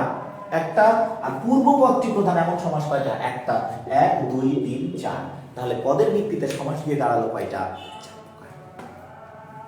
কিন্তু সমাস আমাদের হাতে আছে মোট কয় প্রকার? 6 প্রকার। ঠিক আছে, কিন্তু পদের ভিত্তিতে যখন আপনি প্রকার ভেদে চলে যাচ্ছেন তখন দেখেন পরপদের ভিত্তিতে সমাস একটা, সেই সমাসের তো তিনটা সমাস আছে, দ্বিগু তৎপুরুষ আর কর্মধারয়। এই জন্য সমাস পদের ভিত্তিতে 4 প্রকার, আর সমাস মোট যদি বলে তাহলে অবশ্যই সমাস 6 প্রকার। এর বাইরে ছোটখাটো সমাস তো আছেই, প্রাদি সমাস আছে, নিত্য সমাস আছে, সুপসুপা সমাস আছে। ওকে, আপনারা নিশ্চয়ই বুঝতে পারছেন, নিশ্চয়ই বুঝতে পারছেন সবাই। এমনি কমেন্ট দিনাজপুর নীলফামারী থেকে মস্তি তাসলিমা খাতুন টিনা স্যার, আপনার ক্লাসগুলো সেরা ক্লাস, ধন্যবাদ ধন্যবাদ। ভালো লাগলে তো অবশ্যই ধন্যবাদ স্যার। এক্সাম যদি আসে তাহলে কি প্রকার দিব? হ্যাঁ, খুব গুরুত্বপূর্ণ, মাসুদ মিয়া খুব গুরুত্বপূর্ণ প্রশ্ন করেছেন, কি প্রকার দিবেন। তো আমি একটু আপনাদের বলি, এখন পর্যন্ত আপনি বিসিএস এর যে পরীক্ষা হলো রিসেন্ট, বা আপনার চাকরির যে পরীক্ষাগুলো হচ্ছে, সেখানে কিন্তু নতুন ব্যাকরণকে এখন পর্যন্ত ফলো করতে কোনো প্রশ্ন আমরা দেখিনি। দেখেন সংখ্যাবাচক শব্দ কত প্রকার, এখন নতুন ব্যাকরণ অনুসারে সংখ্যাবাচক শব্দ দেওয়া আছে 2 প্রকার। আমরা আগে সংখ্যাবাচক শব্দ কয় প্রকার পড়েছি? 4 প্রকার। তো 2 প্রকার অপশনেই নেই, বা আপনার যে অপশনগুলো দিছে সেখানে নিচে কোনটি, এটা কোন সংখ্যাবাচক শব্দ, অপশনে 4টাই দিছে।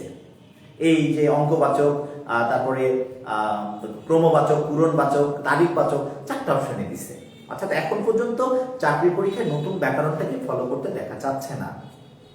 তো আপাতত আমরা এটা নিয়ে একটু দ্বিধার মধ্যে তো রয়েছি, আসলে একজ্যাক্টলি আমিও বলতে পারছি না ভাই, সত্যি ওরা এমন ভেজাল করে রেখেছে, বলা মুশকিল। তবে আপাতত চাকরির পরীক্ষা যারা দিচ্ছেন, অ্যাডমিশন যারা দিচ্ছেন, আই থিঙ্ক যে এখন পর্যন্ত যে কটা প্রশ্ন আমি দেখলাম, অ্যানালাইসিস করলাম, দিলাম, তো সবই পুরাতন ব্যাকরণের উপরে বেজ করেই, এটার উপর ডিপেন্ড করেই আসলে প্রশ্নগুলো করেছে।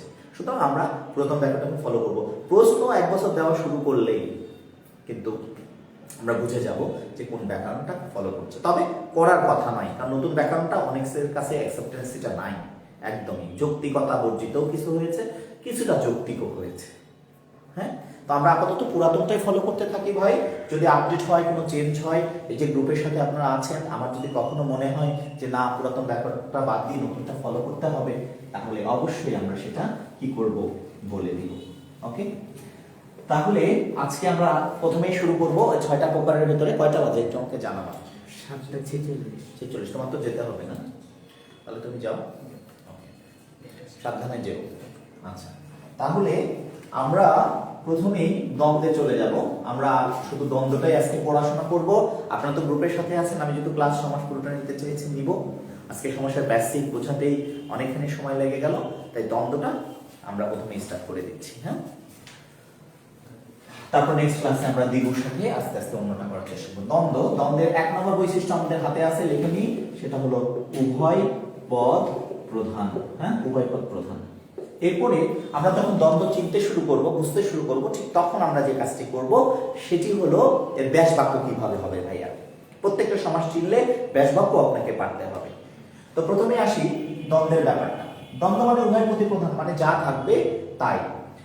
এখন ধরেন এখানে লেখা আছে মাসি পিসি, এখানে লেখা আছে জিন পুরি, এখানে লেখা আছে চা বিস্কুট, এখানে লেখা আছে ভাই বোন, এখানে আরো দাদা দাদি মা বাবা, অনেক কিছুই থাকতে পারে, অনেক কিছুই থাকতে পারে।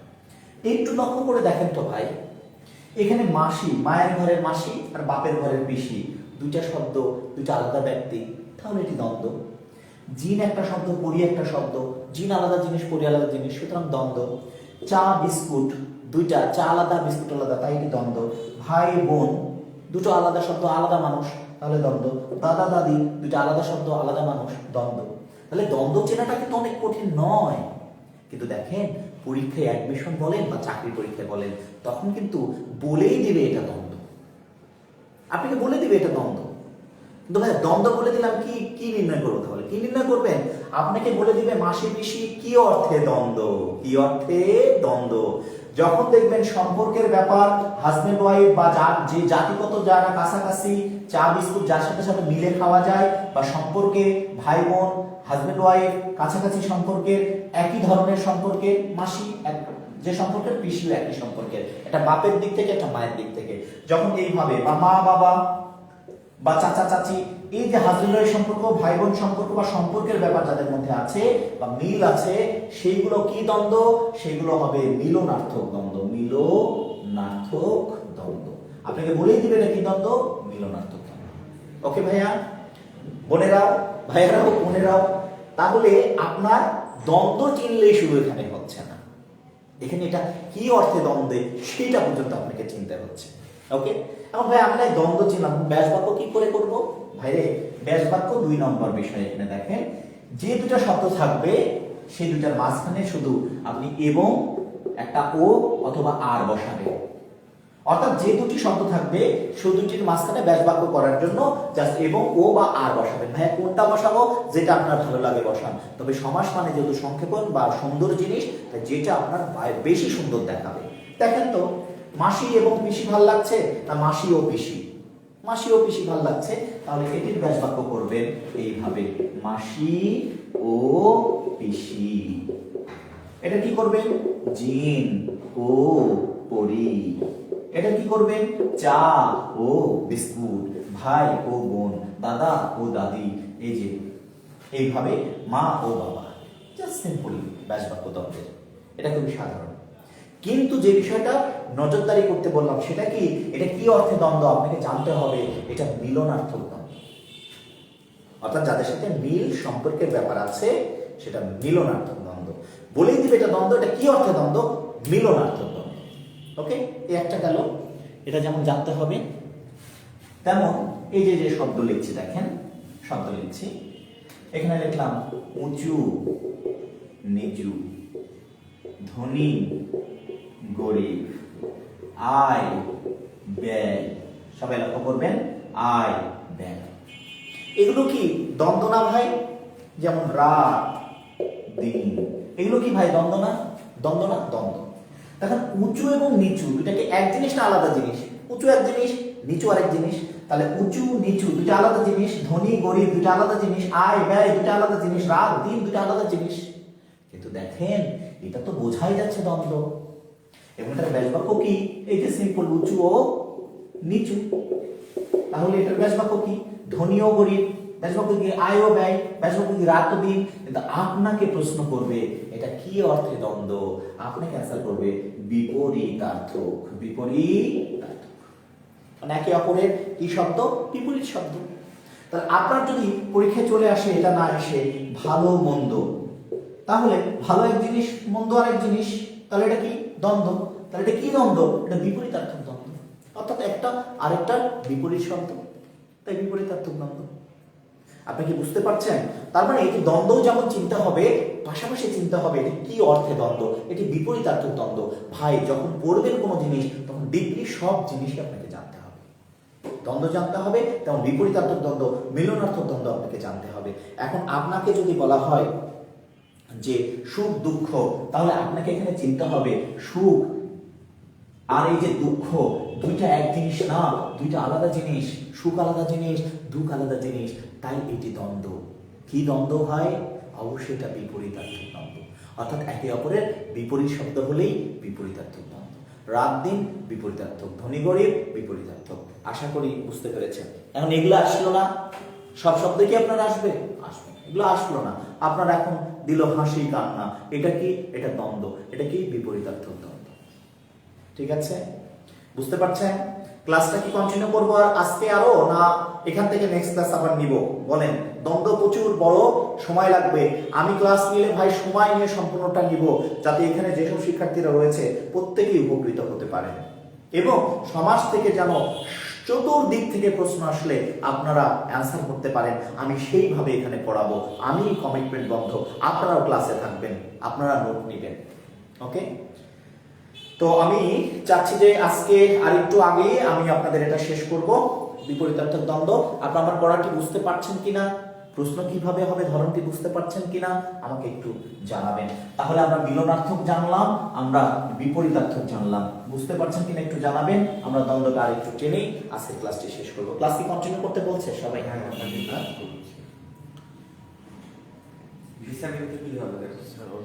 বিশ্বামিত্র জানাবো ভাই, ইলিয়াস হোসাইন জানতে পারবেন বিশ্বামিত্র কোন সমাস। কন্টিনিউ করেন স্যার। ওকে ওকে, ঠিক আছে। এবার আসেন, এখন লেখা আছে হাট বাজার। দেখেন লেখা আছে কি? হাট বাজার। এখন আপনাকে চিন্তা করতে হবে, হাট বাজার লেখা আছে খাতা পত্র, ঠিক আছে? এই যে হাট বাজার খাতা পত্র, এখন হাট এবং বাজার কিন্তু একই জায়গায়, কিন্তু হাটটা আলাদা দিন বসে, বাজার প্রতিদিন বসে। খাতা আর পত্র, খাতাতেই চিঠি লিখলে হয়ে যাবে পত্র, একই জিনিস কিন্তু ভাই। এই যে ব্যবসা, একটু পার্থক্য আছে, ব্যবসা বাণিজ্য, এই জিনিসটা প্রায় একই রকমের জিনিস, অর্থ বোঝায়। তাই এটি দ্বন্দ্ব, হাট আলাদা বাজার আলাদা, খাতা আলাদা পত্র, তাই একই জিনিস। এটা কি? এটা বলবেন সমার্থক দ্বন্দ্ব। কি দ্বন্দ্ব? সমার্থক দ্বন্দ্ব। এখন এইটাই আসবে, এরকম কিন্তু কোনো কথা নেই। এখন পরীক্ষায় যাই দেখলেন, পরীক্ষায় আসছে রাজা বাদশাহ। কি আসছে? রাজা বাদশাহ। আপনাকে কিন্তু ভাই পারতে হবে। রাজা বাদশাহ প্রায় কাছাকাছি একই রকমের শব্দ দিয়ে দুইটা আলাদা ব্যক্তিকে বোঝাচ্ছি, তাই এটি কি দ্বন্দ্ব? এটি হচ্ছে সমার্থক দ্বন্দ্ব। কি দ্বন্দ্ব? সমার্থক দ্বন্দ্ব। বুঝতে পারছেন কিনা দেখেন। ওকে, সমার্থক দ্বন্দ্ব। তাহলে এই জাতীয় আরো শব্দ আসতে পারে, এত শব্দ নিয়ে তো আমি কাজ করব না, বাট আপনি যে সমার্থক দ্বন্দ্ব জিনিসটা, এটা আপনাকে বুঝতে হবে। এবার আসেন, আমি যদি লিখি চা, লিখি টা, এমন অনেক শব্দ থাকে, দুইটা শব্দ দ্বন্দ্ব। এই যে চা টা, চায়ের অর্থ হচ্ছে, টায়ের কিন্তু অর্থ নাই। এই যে ছেলেরা মাঝে মধ্যে খান বিড়ি, হ্যাঁ, আবার বলে এই দোস্ত বিড়ি টিড়ি খায় আসি, চল বিড়ি টিড়ি খায় আসি, তাই না? বলেন না, চাটা খায়, বিড়ি টিড়ি খায়। আপনার অনলাইনে ক্লাস করেন, তাই ক্লাস কিসে করি? তাই অনলাইনে করি, তাই না? এই যে অনেক সময় বলে পোকা, আবার একই কাছাকাছি জিনিস মাকড়। মাকড়ের অর্থ অ্যাকচুয়ালি না পাইলেও পোকার একটা অর্থ আছে। বিড়ির অর্থ আছে, টিডি জিনিসটা কি বোঝা যায় না। চা আছে, তার অর্থ বোঝা যায় না। অর্থাৎ এই যে একটু আটটু, ঠিক আছে, একটু আটটু, একটুটা মানে জানি, আটটুটা মানে জানি না। এইরকম এই জিনিসগুলোকে বলা হয় প্রায় সমার্থক দ্বন্দ্ব। প্রায় সমার্থক দ্বন্দ্ব। ওকে, প্রায় সমার্থক দ্বন্দ্ব। অর্থাৎ প্রথমটি দেখেন অনেক অর্থবহ। এই যে বলে মাথা, এই যে মুন্ডু, প্রায় কাছাকাছি জিনিস, প্রায় সমার্থক দ্বন্দ্ব। মাথা মুন্ডু, এই যে মাথা মুন্ডু নাই কাজের, এই বিড়ি টিড়ি, এই চাটা, এই পোকামাকড়, মিলে ঝিলে কাজটা করে লিস, মিলে ঝিলে কাজটা করে লিস, একটু আটটু খাই আর কি। তো এরকম, তাহলে এই যে এই জিনিসগুলোকে বলা হবে হচ্ছে প্রায় সমার্থক দ্বন্দ্ব। আশা করি বুঝতে পেরেছেন। প্রায় সমার্থক, এটা হচ্ছে সমার্থক। তার মানে এই যে দ্বন্দ্বগুলো লিখছি, এই দ্বন্দ্বগুলোর ব্যাসবাক্য কি পারবেন না? বিড়ি টিড়ি পারবেন না? বিডিও টিডি, বিড়ি টিডি, সা ওটা সাটা, একটু ও আটটু, একটু আটটু, হ্যাঁ, এই হচ্ছে বিষয়। এরপরে দেখেন বিপরীতার্থক দ্বন্দ্ব যেটা ছিল সেটা বিপরীত শব্দ, তাই না? কিন্তু কিছু শব্দ আছে বিপরীত না, একবারে বিরোধার্থক। দেখেন সাপে নেউলে, সাপে নেউলে। এরপরে ওহি নকুল, এই ওহি নকুল চিনেন আপনারা? সাপে নেউলে তো চিনেন, ওহি নকুল। ওহি মানে কি? হ্যাঁ, ওহি মানে সাপ, আর নকুল মানে বেজি। এখানেও সাপ, এই নেউলে মানে বেজি। এবং দেখবেন এদের মধ্যে হেভি ভাব, তাই না? দেখা হলে চুম্মা দেয়। যখন ওহি আর নকুল, সাপ আর বেজির দেখা হয়, দেখবেন দেখা হলে একে চুম্মা দেয়, চুমাচুমি করে, তাই না? কি চুমাচুমি করে না কি করে? মারামারি করে? মারামারি করে, চুমাচুমি করে না। তার মানে সাপে নেউলে, ওহি নকুলে, এরপরে দা উমরা বলি আমরা। দা উমরা সম্পর্ক, হেভি মহব্বত নাকি? দা উমরা না, দা উমরা। এরপরে আদায় কাজকলায়, আদায় কাজকলায়। যখন দুইটা আলাদা আলাদা শব্দ হবে, যেমন দা একটা শব্দ, উমরা একটা শব্দ, আলাদা জিনিস, কিন্তু দুইটা শব্দ দ্বারা কি বোঝাচ্ছে? ওহি নকুল, ওহি মানে সাপ, নকুল মানে বেজি, দুইটা শব্দ দ্বারা কি বোঝাচ্ছে? শত্রুতা বোঝাচ্ছে। যখন শত্রুতা বোঝাবে সেই দ্বন্দ্বটা হবে বিরোধার্থক। বিরোধার্থক, বিরোধার্থক দ্বন্দ্ব। ওকে, তাহলে বিপরীতার্থক একটা দ্বন্দ্ব আর একটা বিরোধার্থক দ্বন্দ্ব মাথায় রাখতে হবে। কিন্তু দেখেন, ধনী গরিবের ভিতরে শত্রুতা নাই, কিন্তু বিরোধ আছে। আয় ব্যয়ের ভিতরে শত্রুতা নাই, বিরোধ আছে। উঁচু নিচুর ভিতরে শত্রুতা নাই, কিন্তু বিপরীতার্থক এগুলো। কিন্তু এইগুলোর মধ্যে কি শত্রুতা আছে? তাই এগুলো বিপরীতার্থক না, বিরোধার্থক, বিরোধার্থক দ্বন্দ্ব। ওকে, তাহলে আপনাকে ওহি নকুল তুলে দিয়ে বলবে কোন সমাস, এমনিতেও পারবেন, এটা হচ্ছে দ্বন্দ্ব সমাস, ব্যাস বাক্য তো পারবেন ওহি ও নকুল, ওহি নকুল। কিন্তু এটা কি অর্থে দ্বন্দ্ব যখন বলবে, তখন আপনি বলবেন বিরোধার্থক। ওকে, এবার আসেন, এক জায়গায় লেখা আছে হাত পা, এক জায়গায় লেখা আছে নাক মুখ, হ্যাঁ, এরকম নাক কান যা পারে লেখা থাকে। এক জায়গায় আছে নাক কান, নাক কান বলা বিশেষজ্ঞ আছে, তাই না? নাক কান, এই যখন বলবে হাত এবং পা আলাদা জিনিস, নাক মুখ আলাদা জিনিস, নাক কান আলাদা জিনিস, দ্বন্দ্ব। কি দ্বন্দ্ব বাবা? এটা অঙ্গবাচক দ্বন্দ্ব, অঙ্গবাচক দ্বন্দ্ব, অঙ্গবাচক। ওকে, কি বাচক দ্বন্দ্ব? অঙ্গবাচক দ্বন্দ্ব। আচ্ছা, স্বর্গ নরক, এখানে রওশন আরা হালিমা বলেছেন স্বর্গ এবং নরক বিপরীতার্থক হলো না কেন? স্বর্গ এবং নরকবাসী, স্বর্গবাসী এবং নরকবাসী, এইটা অধিকাংশ বইয়ে দেওয়া আছে বিরোধার্থক। এবং স্বর্গ এবং নরক এই দুইটার ভিতরে দূরত্ব, বা আসলে দুইটার বাসীর কথা বলা হয় এখানে। এই স্বর্গবাসী নরকবাসীকে দেখতে পারবে না, নরকবাসী তো স্বর্গবাসীকে দেখতে পারবে না। হ্যাঁ, এই জন্য একটু শত্রুতা মনোভাবপূর্ণ ব্যাপারটার কনসেপ্ট এখানে তৈরি হয়। তাই স্বর্গ নরক বললে বিরোধার্থক, নট বিপরীতার্থক। ঠিক আছে? ওকে, এবার অঙ্গবাচকটা বুঝতে পেরেছেন কিনা? অঙ্গবাচকটা বুঝতে পেরেছেন কিনা একটু আমাকে জানাবেন। যখন দ্বারা কোনো অঙ্গ বোঝাবে সেগুলো অঙ্গবাচক দ্বন্দ্ব হয়ে যাবে। ঠিক আছে, তাহলে অঙ্গবাচক দ্বন্দ্ব রয়েছে। এরপরে অনেকে বলে না, আমার সাথে এত 9-6 করো না তো, 7-17। ঠিক আছে, বলে না 7-17, 9-6 করো, আমার সাথে 7-17 করো, 19-20, ওই হিসাবে একটু 19-20 হবে। এই যে 19-20, 19-20, 9-6, 7-17, এগুলো সব দ্বন্দ্ব। 9 আলাদা, 6 আলাদা, 19 আলাদা, 20 আলাদা, 7 আলাদা, 17 আলাদা, দ্বন্দ্ব। ব্যাকবাক্য নিশ্চয়ই পারবেন, 9 ও 6, 9-6। এটা কি ধরনের দ্বন্দ্ব? এটা সংখ্যাবাচক দ্বন্দ্ব, সংখ্যাবাচক দ্বন্দ্ব। ওকে, সংখ্যাবাচক দ্বন্দ্ব। তো এইবার এই দ্বন্দ্বগুলো নিশ্চয়ই আপনারা পারবেন। আবার যদি ক্রিয়া দেওয়া থাকে তাহলে ক্রিয়াবাচক দ্বন্দ্ব, যেমন ধরেন আসা ও যাওয়া, কি হবে? আসা যাওয়া, আসা যাওয়া। ঠিক আছে, আগে ও পাশে, আগে পাশে। এই যে যখন ক্রিয়াবাচক শব্দ থাকবে, এটা কি ধরনের দ্বন্দ্ব? এটা ক্রিয়াবাচক দ্বন্দ্ব। যখন দুটো শব্দ দেখবেন যে ক্রিয়া রয়েছে, দেখা শোনা, দেখা শোনা, দেখা এক জিনিস, শোনা আরেক জিনিস, এটা কি ধরনের দ্বন্দ্ব? এটা ক্রিয়াবাচক দ্বন্দ্ব। অর্থাৎ দুটো শব্দ দ্বারা যদি ক্রিয়া বোঝায় তাহলে সেটা ক্রিয়াবাচক দ্বন্দ্ব হয়ে যাবে। তাহলে দ্বন্দ্বের ব্যাস বাক্য যত থাকবে আপনারা পারবেন, এবং এটা কোনটা কোন বাচক এই ধরনের নোট পিডিএফ আমি দিয়ে দেব। আরো দুই একটা উদাহরণ, আরো প্রচুর উদাহরণ আপনারা পাবেন, আপনারা বুঝে নেবেন। এইবার এইখান থেকে একটা কনসেপ্ট দিয়ে আজকে আপাতত শেষ করছি। আজকে আপাতত শেষ করব, যেহেতু আজকে সমস্যার প্রথম কনসেপ্ট। নেক্সট ক্লাস থেকে দ্বন্দ্ব দ্বিগু দুটো দুটো করে আস্তে আস্তে পরের ক্লাসগুলোতে শেষ করব। একবারে অঢেল না নিয়ে ভেঙে ভেঙে ভেঙে ভেঙে ছোট করে নেওয়াটাই ভালো, তাই না বলেন? তাহলে বুঝতে সুবিধা হবে, অনেক বেশি বলা যাবে। তো আমি শুধু একটা জিনিস আপনাকে বুঝিয়ে শেষ করব, সেটা হচ্ছে দ্বন্দ্বের ভিতরে না একশেষ দ্বন্দ্ব নামে একটা দ্বন্দ্ব আছে। খুব মনোযোগ দিয়ে এটা দেখবেন, এটাই যেহেতু শেষ। এবং সবাই আছেন তো নাকি? সবাই আছে তো? দেখ, অনেকজনই আছেন। ভেঙে ভেঙে নিব, ভেঙে ভেঙে ক্লাস নিব। যাক, সবাই এখনো আছেন, ধন্যবাদ, সবাইকে ভালোবাসা। এবং আজকে কেবল সমাজ শুরু হলো। আজকে শুধু এইটুকু দেখবেন যে আজকে আমি দ্বন্দ্ব পড়লাম এবং আসা যাওয়া বিপরীতার্থক হবে না ভাইয়া, না। আসা যাওয়া যদি ক্রিয়াবাচক না থাকে, যদি অপশনে বিপরীতার্থক থাকে, তাহলেই বিপরীতার্থক দিতে পারবেন। যদি ক্রিয়াবাচক থেকে যায়, ক্রিয়াবাচক দ্বন্দ্ব, তাহলে আপনি আর বিপরীত দিতে পারবেন না। তবে হ্যাঁ, আপনি ঠিক ধরেছেন, যদি ক্রিয়াবাচক অপশনে না থাকে আপু, আপনি কিন্তু আসা যাওয়াটাকে বিপরীত দিতে পারবেন।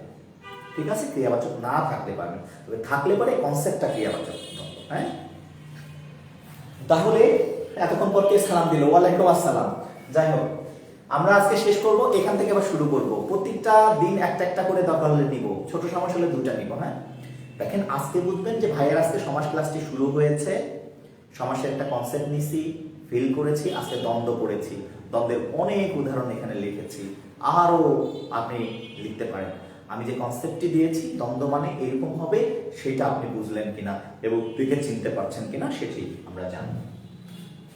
একশেষ দ্বন্দ্ব, এই জিনিসটা একটু বোঝার চেষ্টা করবেন, খুব গুরুত্বপূর্ণ। এর বাইরে অলুক দ্বন্দ্ব রয়েছে, বহুপদী দ্বন্দ্ব রয়েছে, সেগুলো আমরা নেক্সট ক্লাসে না হয় একটু শুরু করবো এখান থেকেই। তো আজকের শেষ অংশটুকু মনোযোগ দিবেন।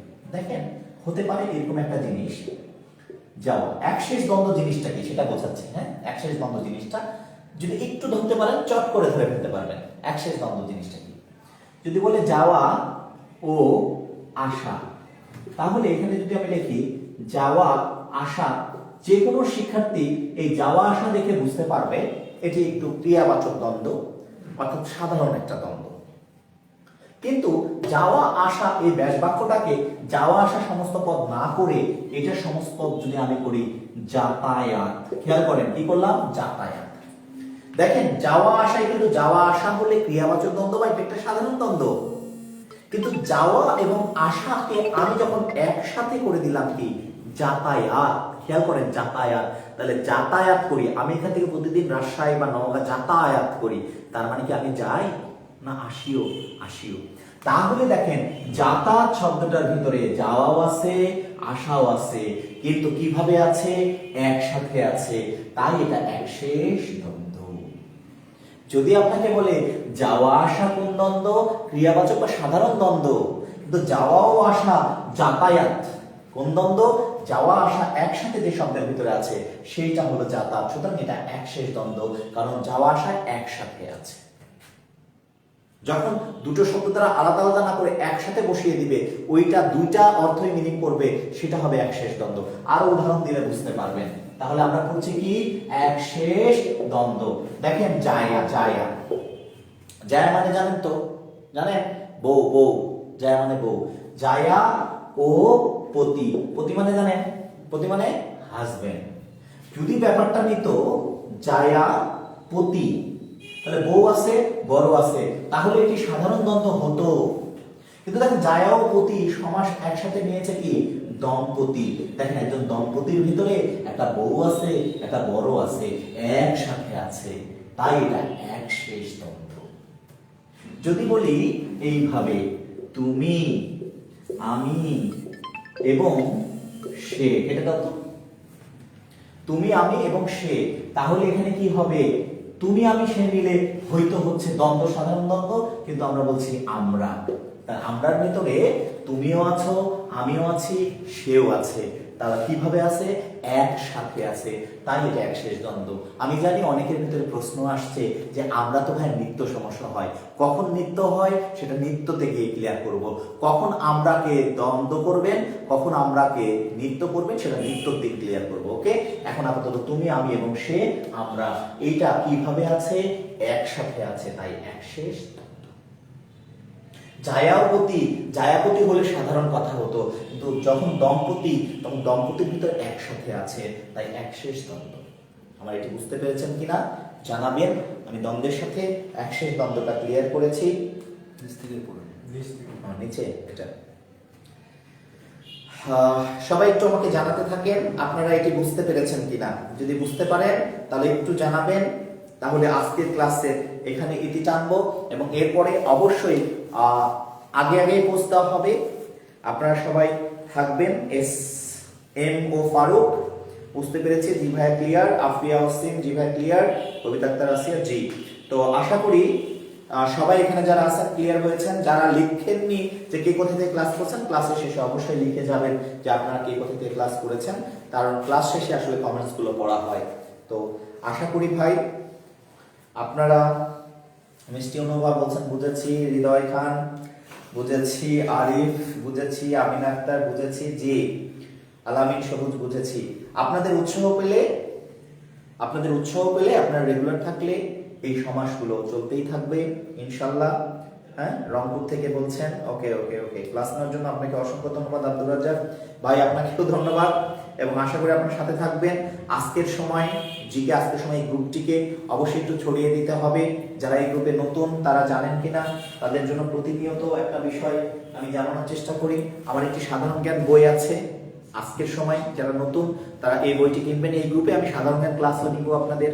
আপনারা অনেক জেলার স্টুডেন্ট আমার সাধারণ জ্ঞান ক্লাস করেছেন, আমার অনেক শিক্ষার্থী, সাধারণ জ্ঞান ক্লাসটিও নেওয়া হবে এই গ্রুপেই। সমাস চলবে, পাশাপাশি নিয়মিত সাধারণ জ্ঞান ক্লাসও এই গ্রুপে চলবে। তো এই গ্রুপটিকে আপনারা ছড়িয়ে দেন। দিনাজপুর থেকে কি বাংলা বই পাবে? আচ্ছা, আমার বাংলা বইটা বের হবে, বাংলা বই প্রেসে চলে গেছে ভাইয়া, কিন্তু প্রেসে কাগজের ব্যাপার, কাঁথা এগুলো নিয়ে অনেক সংকট চলছে। বই মেলার জন্য অনেক চাপ আছে, 1 সপ্তাহ খানিক মতো সময় লাগবে। বাংলা যে বইটি হবে চমৎকার একটি বই, আপনাদের ইনশাল্লাহ উপহার দিব। সাধারণ বই আপনারা পড়ছেন যারা, আপনারা জানেন এই সম্পর্কে, হ্যাঁ ইনশাল্লাহ। তো আজকের সময় বইটি যারা সংগ্রহ করতে চান আমাদের সাথে যোগাযোগ করতে পারেন। আর সবাই ভালো থাকবেন, পেজের সাথে থাকেন। আমি হয়তো বা সোমবার মঙ্গলবার একটু বিজি থাকবো, বাদ বাকি হয়তো আগামীকালকে একটা জিকে ক্লাস এই গ্রুপে হবে। আমি আবার সমাজ ক্লাসটি নিব ভাই মঙ্গলবারের পরে। আমি একটু 2টা দিন বিজি থাকবো, আপনি একটু ওয়েট করবেন। তবে কালকে ইনশাল্লাহ আমরা হয় সমাসের ক্লাসটি নিব, না সাধারণ জ্ঞান কোনো ক্লাস কালকেও নিব ইনশাল্লাহ। তো সবাই ভালো থাকেন, সবার সুস্থতা কামনা করছি, সবার জন্য দোয়া রইল, সবাই আমার জন্য দোয়া করবেন। আসসালামু আলাইকুম ওয়া রাহমাতুল্লাহ।